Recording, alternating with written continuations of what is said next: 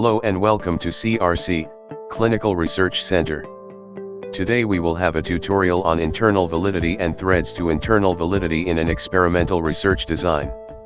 Internal validity is simply defined as did the experiment measure what it set out to do. Any uncontrolled extraneous variables affecting performance on the dependent variable are threats to the validity of an experiment. An experiment is valid if results obtained are due only to the manipulated independent variable, and if they are generalizable to individuals, or contexts beyond the experimental setting. Internal validity is the degree to which observed differences on the dependent variable are a direct result of manipulation of the independent variable, not some other variable. In an experiment, this means showing that variation in the independent variable, and only the independent variable, caused the observed variation in the dependent variable. Internal validity is threatened to the extent that extraneous variables can provide alternative explanations for the findings of a study, as Huck and Sandler in 1979 called them, rival hypotheses. Let's understand the internal validity with an easy example.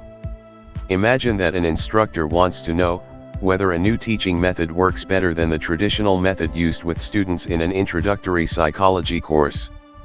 The instructor decides to answer this question by using the new method to teach her morning section of introductory psychology, and using the traditional method to teach her afternoon section. Both sections use the same text, cover the same material, and receive the same tests. The effectiveness of the two methods is assessed by comparing the average scores achieved on the test by the two sections. Now, imagine that the instructor conducts the study, and finds that the section receiving the new method receives a substantially higher average grade than the section receiving the traditional method. He concludes that the new method is definitely better for teaching introductory psychology. Is he justified in drawing this conclusion? The answer is no. Several rival hypotheses cannot be eliminated by the study, explanations at least as credible as the instructor's. Consider the following rival hypotheses. One rival hypothesis can be that the morning students did better because they were fresher than the afternoon students. Another rival hypothesis can be that the morning students did better because their instructor was fresher in the morning than in the afternoon. There can be a rival hypothesis that the instructor expected the new method to work better and thus was more enthusiastic when using the new method than when using the old one. Another rival hypothesis can be that the students who registered for the morning class were more motivated to do well in the course than those who registered for the afternoon class. These rival hypotheses do not exhaust the possibilities, perhaps you can think of others. Because the study was not designed to rule out these alternatives, there is no way to know whether the observed difference between the two sections in student performance was due to the difference in teaching methods, instructor enthusiasm, alertness of the students, or other factors whose levels differed across the sections. Whenever two or more variables combine in such a way that their effects cannot be separated, a confounding of those variables has occurred. In the teaching study, teaching method is confounded by all those variables just listed and more. Threats to internal validity. Probably the most authoritative source on experimental design and threats to experimental validity is the work of Donald Campbell, in collaboration with Julian Stanley and Thomas Cook. They identified 8 main threats to internal validity: history, maturation, testing, instrumentation, statistical regression, differential selection of participants, mortality, and selection-maturation interaction. History. When discussing threats to validity, history refers to any event occurring during a study that is not part of the experimental treatment but may affect the dependent variable. The longer a study lasts, the more likely it is that history will be a threat. Maturation.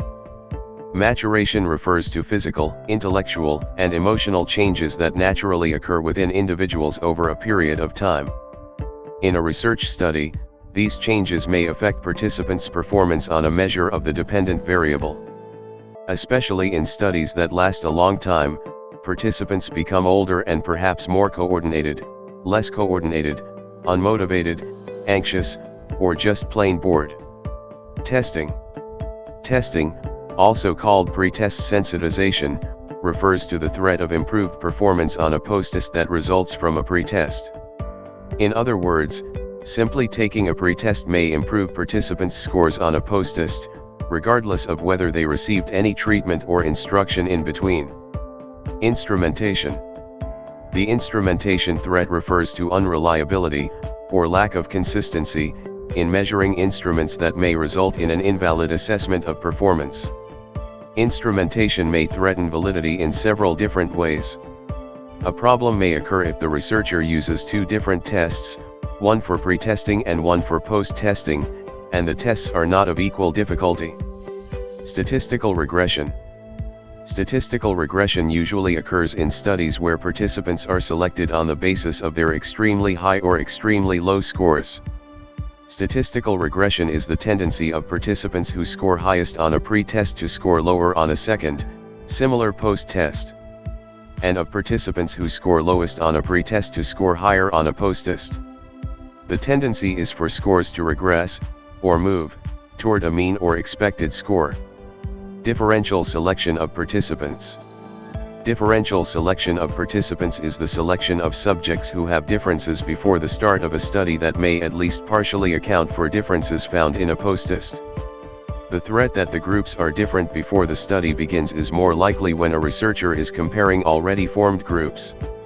Experimental mortality. Mortality, or attrition, refers to a reduction in the number of research participants. This reduction occurs over time as individuals drop out of a study. Mortality creates problems with validity, particularly when different groups drop out for different reasons and with different frequency. A researcher can assess the mortality of groups by obtaining demographic information about the participant groups before the start of the study and then determining if the makeup of the groups has changed at the end of the study. A change in the characteristics of the groups due to mortality can have a significant effect on the results of the study. Selection maturation interaction. The participants selected into treatment groups have different maturation rates. Selection interactions also occur with history and instrumentation. Approaches to overcome threads. You are not rendered helpless when faced with internal validity. Quite the contrary, the use of random selection of participants, the researcher's assignment of participants to treatments by manipulation, and control of other variables called confoundings are powerful approaches to overcoming these threats. This concludes our today's lecture. Thank you for watching. If you have any questions, please contact us at crc.colloquium@gmail.com. Thank you.